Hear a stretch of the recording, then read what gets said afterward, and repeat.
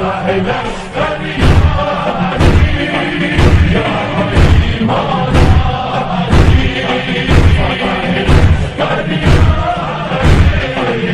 عرض میرے بھائیو یہ ہے کہ ہم ابھی اس پیغام کو ہم نے عالمی بنانا ہے، اس پیغام کو ہم نے دنیا کے کونے کونے میں پہنچا دینا. اور یہ پیغام کون سا پیغام ہے؟ یہ پیغام ہے نور امامت امیر المؤمنین علیہ السلام، نور ولایت ائمہ اطہار علیہ السلام، حضرت فاطمہ الزہرا سلام اللہ علیہا کی عصمت اور ان کی مظلومیت اور ان کی شہادت اور ان کا جو حق غصب ہوا ہے اور جن لوگوں نے غصب کیا ہے وہ مجرم تھے. یہ پیغام ہم نے دنیا کو پہنچا دینا، اور یہ انسانیت کی نجات کا واحد طریقہ یہی ہے. ہاں، اس میں اگر آپ دکھی ہوئی انسانیت کی نجات کا دلا سکتے ہیں، اس کا اور طریقہ ہی نہیں ہے ہی نہیں سوائے اس کے کہ لوگ اپنے مولا کو پہچانیں. لوگ جس کو اللہ نے ہمارا نجات دہ بنایا، ہمارے نجات کے لیے اللہ نے خلق کیا، جو کشتی نجات ہے پوری انسانیت کے لیے، لوگ ان کو پہچان لیں. تو یہ میرے محترم بھائیو، رسول اللہ صلی اللہ علیہ وآلہ وسلم نے، جیسے میں نے عرض کیا کہ بار بار امیر المؤمنین علیہ السلام کا ہاتھ بلند کر کے کہتے تھے میرے بھائی کی نصرت کرو، مسلمانوں شیعوں میرے بھائی کی نصرت کرو، اللہم انصر من نصرہ واخذل من خذلہ، میرے بھائی کی نصرت کرو. امیر المؤمنین علیہ السلام کی نصرت آج بھی مجھ پہ اور آپ پہ واجب ہے. حضرت زہرا سلام اللہ علیہا کی وہ نصرت، یہ ہمارا دین ہی ہے، اس کے علاوہ دین نہیں ہے میرے عزیزو. اس زندگی پہ لعنت، زندگی کے ہر لمحے پہ لعنت، جس کو ہم نے اہل بیت علیہ السلام کی یاد سے غفلت میں گزاری ہے، جس کو ہم نے دوسرے مقاصد کے لیے صرف کیا، مولا کو بھول گئے.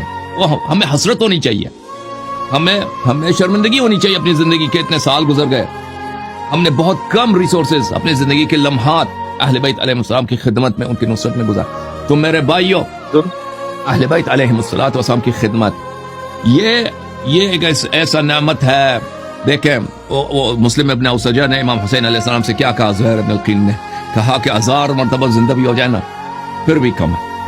1000 مرتبہ زندہ ہو جائیں، ٹکڑے ٹکڑے ہو جائیں، ہمیں جلا دے، راک کر دے، پھر زندہ ہو جائیں، پھر آ جائیں، پھر بھی ہم نے آپ کے قدموں پہ ہی ہم نے دوبارہ زندگی دینی، ہاں جان قربان کرنا. تو میرے بھائیوں آ جاؤ، آج سے ہم صحیح شیعہ بنے. میں اور آپ ابھی جتنی زندگی گزری ہے وہ شرمندگی ہے، باعث ندامت ہے، باعث حسرت ہے ہمارے لیے، ہمارے اور آپ کے لیے. آج سے آ جائیں ہم صحیح، ہم بولیں کہ ہم غلام ہیں کن کے؟ ائمہ اطہار علیہ السلام کے، امام جعفر صادق علیہ السلام کے، امام حسن علیہ السلام کے، امام حسین علیہ السلام کے، حضرت زہرا سلام اللہ علیہا کے، امام امیر المؤمنین علیہ السلام کے، رسول اللہ صلی اللہ علیہ وآلہ وسلم کے. اور ہم نہ کہ ہم تلوار کے زور سے، نہ کہ جھگڑے کے زور سے، محبت کے راہ سے، علم کے راہ سے، حجت کے راہ سے دنیا والوں کو یہ پیغام دیں کہ اس دنیا کا جو حقیقی پریزیڈنٹ ہے، ابھی وہ الیکشن ہوتا ہے نا پریزیڈنٹ چننا ہے، اس دنیا کے ایک حقیقی پریزیڈنٹ ہے، ایک دنیا کا ایک الہی پریزیڈنٹ ہے، ایک الہی صدر ہے، ایک الہی کمانڈر ان چیف ہے. وہ اس کو ہم نے پہچان دینا ہے کہ وہ ہمارے ائمہ اطہار علیہ السلام ہے، وہ امام مہدی علیہ السلام، امام عصر علیہ السلام ہے. تو ہم نے اپنے جوانوں کو اس لائن پہ تربیت دینی ہے، ان کو یہ نور دینا ہے تک یہ بات وہ لوگوں کو سکھا سکیں، بتا سکیں. تو میرے بھائیوں، اس کے لیے یہ چھوٹا سا یہ چینل ہے، چھوٹا سا یہ آپ کا چینل ہے، ٹھیک ہے نا. اس طرح چینل ہزاروں ہونے چاہیے. اس طرح میں کچھ بھی نہیں، مجھ جیسے آپ کے نوجوان لاکھوں کی تعداد میں نوجوانوں کی تربیت ہونی چاہیے کہ حسن اللہ سے زیادہ بہتر اور زیادہ علم کے ساتھ. اور ہمارے جو نئی نسل وہ کر سکتے ہیں، وہ جتنا میں نے کیا نا یہ کچھ بھی نہیں ہے. ان کی اگر ہم تربیت کریں وہ ٹائم بہت جلدی گزر جاتا ہے. ابھی آپ نوجوانوں کی تربیت شروع کریں، 10 سال میں اس کے فروٹس آپ کو مل جائیں گے، 5 سال میں اس کے فروٹس آپ کو مل جائیں گے.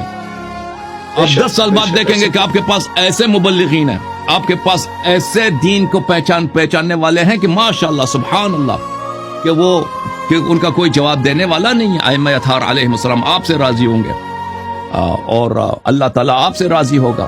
اور جو بس زندگی کا جو مقصد آپ نے نبھایا، ذمہ داری نبھا دی ہے کہ آپ نے ایک قدم اٹھایا ہے اہل بیت علیہ السلام کی نصرت کے لیے. اور میرے عزیزوں، اس وادی میں قدم رکھنے کی ضرورت ہے. اور انشاءاللہ تبارک و تعالی مجھے یقین ہے کہ سب شیعوں کے دل کی دھڑکن یہی ہے کہ ہم کس طرح خدمت کریں، لیکن ان کو پتہ نہیں، ان کو یاد نہیں، وہ غافل ہے. انشاءاللہ تبارک و تعالی. جی سر بولیں. جن احادیث میں رسول پاک صلی اللہ علیہ وسلم نے فرمایا انی تارک فیکم من اخذتم به لن تضلوا بعدی ابدا، کتاب اللہ و عترتی اہل بیتی، کہ میں تمہارے درمیان چھوڑ کے جا رہا ہوں کہ اگر ان کی اتباع کرو، چھوڑ کے جا رہا ہوں، یعنی وہ مرتے وقت انہوں نے یہ کب کہا انہوں نے حجۃ الوداع میں کہا اور غدیر میں کہا، دو مقامات، اس مزید بھی کہا ہوگا، لیکن دو مقامات پر یہ بالکل اپنی موت کی خبر دے کر، اور یہ خود استخلاف ہوتا ہے۔ اگر آپ رسول پاک صلی اللہ علیہ وآلہ وسلم ایک معاشرے کے لیڈر ہیں اور کہہ رہے ہیں کہ میں بہت جلد مرنے والا ہوں، یہ تو انہوں نے خبر دی تھی حجۃ الوداع میں اور حدیث غدیر خم میں اپنے موت کی، یہ تو ثابت ہے، مقرر اسانید کے ساتھ ثابت ہے۔ میں نے اس پہ بہت ساری حوالے جات دکھائے، انہوں نے کہا ہے، تو یہ بہت واضح بات ہے کہ یوشک ان یاتینی رسول ربی فاجیب، کہ بہت قریب، یوشک یعنی بہت قریب اللہ تعالیٰ کی جانب سے فرشتہ مرگ آئے گا، ملک الموت آئے گا اور میں اجابت کر دوں گا، اللہ مجھے آپ کے ساتھ اس دنیا سے چلے جائے گا، وانی تارک فیکم، اور میں تمہارے درمیان چھوڑ کے جا رہا ہوں۔ یہ خود لفظ انی تارک فیکم یا انی ترکت فیکم، پھر فرمایا کہ اگر ان کی اتباع کرو گے تو کبھی گمراہ نہ ہو جاؤ گے۔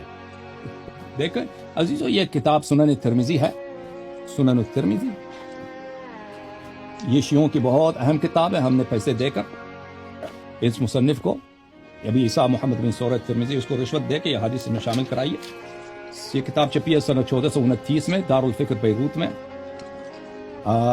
کتاب المناقب عن رسول اللہ صلی اللہ علیہ وآلہ وسلم، باب اہل بیت النبی صلی اللہ علیہ وآلہ وسلم، مناقب اہل بیت علیہ السلام، اور یہاں پہ کسی بھی زوجے کی منقبت نہیں ہے، تو ان کے نزدیک بھی زوجہ اہل بیت علیہ السلام سے نہیں ہے۔ اچھا، یہاں پر جابر سے روایت ہے کہ میں نے رسول پاک صلی اللہ علیہ وآلہ وسلم کو روز عرفہ اسوام کے ناقے پر خطبہ دیتے ہوئے دیکھا، یا ایھا الناس انی ترکت فیکم۔ ترکتو کا کیا مطلب ہے میرے عزیزو؟ ترکتو کا مطلب یہ ہے کہ میں آپ کے درمیان چھوڑ کے چلا گیا، میں آپ کے درمیان چھوڑ کے، ترکتو میں چھوڑ کے چلا گیا، یہ صیغہ ماضی ہے، یہ نہیں کہ میں چھوڑ کے جا رہا ہوں، میں چھوڑ کے چلا گیا، یعنی میری موت اتنی قریب ہے، ترکتو میں آپ کے درمیان، یہ عزیزو یہ وصیت ہے، یہ استخلاف ہے۔ اچھا پھر جملہ دیکھیے عزیزو، ترکتو فیکم من ان اخذتم به، کہ اگر ان سے تم اخذ کرو، اگر تم ان سے اخذ کرو، ان سے سیکھو، ان کی پیروی کرو، لن تذلوا، کبھی تم گمراہ نہ ہو جاؤ گے، کتاب اللہ و عترتی اہل بیت، کتاب اللہ اور میرے عترت طاہرہ میرے اہل بیت علیہ السلام۔ پھر اگلے صفحے پہ دیکھو، حدیث نمبر 3813، زید بن ارقم سے روایت ہے کہ انی تارک فیکم ما ان تمسکتم به لن تذلوا بعد، میں تمہارے درمیان چھوڑنے والا ہوں، میں تمہارے درمیان چھوڑنے والا ہوں، یعنی ان قریب میں آپ کے درمیان سے مر جاؤں گا، چلا جاؤں گا۔ احدہما اعظم، اگر ان کی اتباع کرو گے کبھی میرے بعد گمراہ نہ ہو جاؤ گے۔ تو یہ جملہ جو ہے نا عزیزو، کبھی میرے بعد ان کی اتباع کرو گے تو کبھی گمراہ نہ ہو جاؤ گے، یہ امر بالطاعہ ہے، یہ استخلاف ہے، یہ خلیفتین کا دوسرا ہی جملہ ہے۔ آپ لوگ شریک کے جو حدیث ہے اس پہ نزاع کر رہے ہیں کیونکہ اس میں خلیفتین کا ذکر ہے، خلیفہ یعنی جانشین۔ تم اس احادیث کو دیکھو دوسرے اسانید کے ساتھ، وہ بھی وہی ہے، اس میں بھی امامت کا حکم ہے، یعنی میں تمہارے درمیان چھوڑ کے جا رہا ہوں، اب لیڈرشپ کس کا ہوگا؟ پہلی لازمی بات ہے، سب سے بڑا نزاع یہی ہے کہ نبی صلی اللہ علیہ وسلم کے بعد لیڈر کون ہے، قائد کون ہے، کس کی اتباع کرنی؟ اور صحابہ پہ کو کہہ رہا ہے، میں تو نہیں وہ ڈائریکٹلی کہہ رہا ہے، ہمارے لیے بھی یہ حکم ہے صحابہ کو۔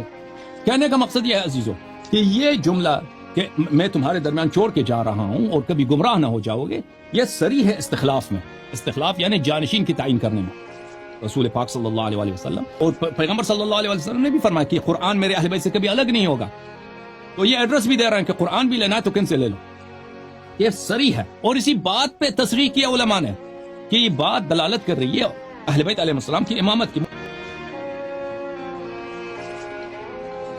کتاب ہے کتاب سلیم بن قیس ہلالی رحمۃ اللہ علیہ، جلد نمبر 2، الحدیث الحادی عشر، 11ویں حدیث میں، یہاں پہ صفحہ نمبر 640 ملاحظہ فرمائیے۔ قال علی علیہ السلام، امیر المؤمنین سید المسلمین سلام اللہ علیہ نے صحابہ سے خطاب کرتے ہوئے فرمایا، عثمان کے دور حکومت میں، ایھا الناس اتعلمون ان اللہ انزل فی کتابہ، کیا اے لوگ آپ جانتے ہو کہ اللہ تعالیٰ نے یہ آیا قرآن مجید فرقان حمید میں نازل فرمایا ہے، انما يريد الله ليذهب عنكم الرجس اهل البيت ويطهركم تطهيرا، فجمعني وفاطمة وابني حسنا وحسينا ثم ألقى علينا كساء صلی اللہ علیہ مجمعین. تو جب یہ آیت نازل ہوئی ہے تو رسول پاک صلی اللہ علیہ وآلہ وسلم نے مجھے، حضرت زہرا سلام اللہ علیہا کو اور میرے دو فرزند امام حسن امام حسین علیہم السلام کو اکٹھے کیا ہے اور ہم پہ انہوں نے کسا کملی ڈالا ہے. وقال هؤلاء اہل بیت، فرمایا کہ یہ میرے اہل بیت ہیں، اہل بیت ہیں. ولحمتی، ہم میرے گوشت ہیں. یؤلمہم ما یؤلمنی ویؤذیہم ما یؤذین ویؤذینی ما یؤذیہم، جو ان کو درد پہنچائے مجھے درد پہنچاتا ہے، اور جو ان کو اذیت کرے مجھے اذیت کرتا ہے. ویحرجہم ما یحرج ویحرجنی ما یحرجہم، اور جو ان کو سختی میں ڈال دے مجھے سختی میں ڈال دیتا ہے. فاذهب عنہم الرجس وطہرہم تطہیرا، اے اللہ رجس ان سے دور کر اور ان کو پاک و پاکیزہ بنا. فقالت ام سلمہ نے کہا یا وانا یا رسول اللہ، میں بھی ان میں سے ہوں. قالت انت الی خیر، رسول پاک صلی اللہ علیہ وسلم نے فرمایا آپ اچھائی میں ہیں. انما نزلت فی وفی اخی وفی ابنتی فاطمہ، اس آیت کا نزول کن میں ہے؟